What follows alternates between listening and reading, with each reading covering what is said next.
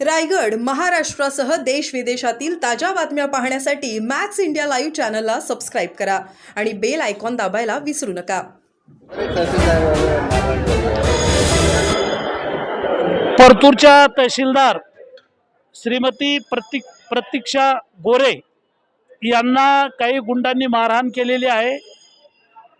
JCB machine, Poclain machine, Hyva या माध्यमातून मुरुम चोरी करीत असताना तहसीलदार तिथे गेले आणि त्यांनी ही चोरी पकडली, ही वाहनं पकडली।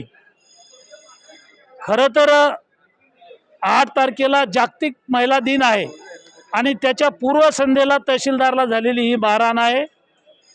ही पहिली घटना नाही, यापूर्वी अप्पर जिल्हाधिकाऱ्यावरही असाच हल्ला झाला होता। तहसीलदार यांना जे मारहाण करणारे गुंड आहेत यांची नावं आहेत अखिल बिल्डर, इलियास कुरेशी, अमजद कुरेशी, इरफान युनुस शेख, जुबेद व इतर लोक आहेत। यांनी मारहाण केलेली आहे, त्यांचा हात फ्रॅक्चर झालेला आहे।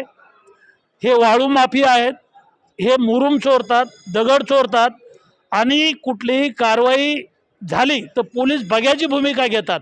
अद्यापपर्यंत गुन्हा जरी दाखल झाला असला तरी आरोपींना अटक केलेली नाही। इकडं आपण सावित्रीबाईच्या लेकी म्हणतो, देवी अहिल्याबाई होळकर यांच्या लेकी म्हणतो आणि जागतिक महिला दिनाच्या पूर्वसंध्येला अधिकाऱ्यांना अशी मारहाण होते।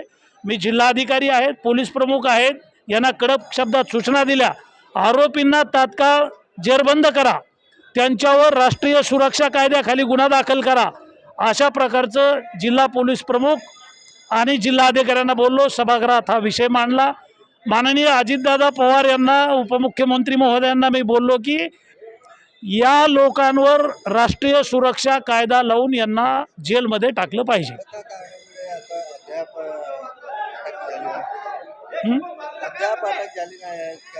आता आज उपमुख्यमंत्री निवेदन करणार आहेत, तोपर्यंत त्यांना अटक होईल असं वाटतं।